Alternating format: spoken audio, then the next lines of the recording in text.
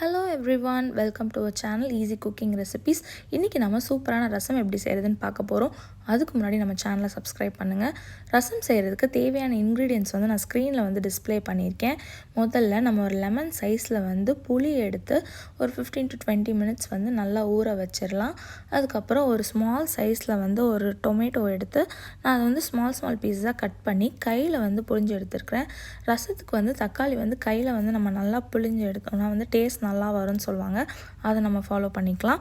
நம்ம 7லேருந்து 8 பூண்டை ஆட் பண்ணிக்கலாம். அப்புறம் 2 இல்லைனா 3 டீஸ்பூன் மிளகு, நம்ம காரத்துக்கு ஏற்ற மாதிரி அதை அட்ஜஸ்ட் பண்ணிக்கலாம். இன்னும் வேணும்னா எக்ஸ்ட்ரா கூட ஆட் பண்ணிக்கலாம். அப்புறம் ஒரு ஸ்பூன் ஜீரகம் ஆட் பண்ணி நல்லா இடித்து எடுத்துக்கிறேன். இதை நம்ம மிக்சியில் கூட கோர்ஸாக நல்லா அரைச்சி எடுத்துக்கலாம்.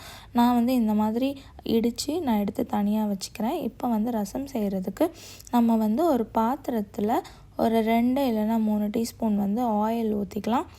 ஊற்றிட்டு தாளிக்கிறதுக்கு தேவையான பொருள் கடுகு, உளுத்தம் பருப்பு அதெல்லாம் நம்ம ஆட் பண்ணிக்கலாம். ஒரு ஸ்பூன் கடுகு, அப்புறம் ஒரு 1/2 ஸ்பூன் உளுத்தம் பருப்பு, ஒரு நல்ல அரோமா கிடைக்கும். நம்ம அதை ஆட் பண்ணிக்கிறோம். நல்லா வதக்கி விட்டுக்கலாம். அப்புறம் காஞ்ச மிளகாய் ஒரு 3 இல்லைனா 4 ஆட் பண்ணிக்கலாம். அதை நல்லா வதக்கி விட்டுக்கலாம். அப்புறம் நம்ம அரைச்சி வச்சுருக்கிற அந்த பூண்டு, மிளகு, ஜீரகம் அந்த மிக்சரை ஆட் பண்ணி நல்லா வதக்கி விட்டுக்கலாம்.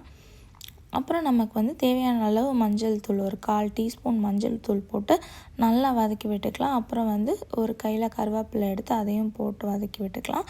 அப்புறம் தேவையான அளவு உப்பு 2 இல்லைனா 3 டீஸ்பூன் உப்பு போட்டு நல்லா வதக்கி விட்டுக்கலாம்.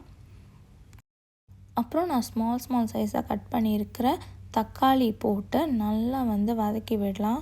நல்லா அந்த பச்சை ஸ்மெல் போகிற அளவு நல்லா வதக்கி விட்டுக்கலாம்.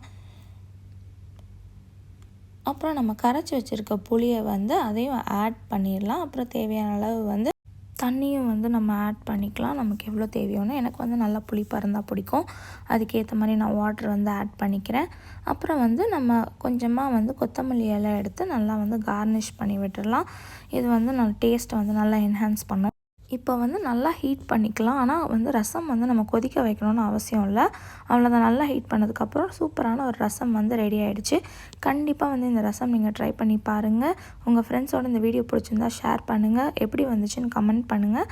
அண்ட் கண்டிப்பாக மறக்காமல் நம்ம சேனலை சப்ஸ்கிரைப் பண்ணுங்கள். தேங்க்யூ ஸோ மச் ஃபார் வாட்சிங்.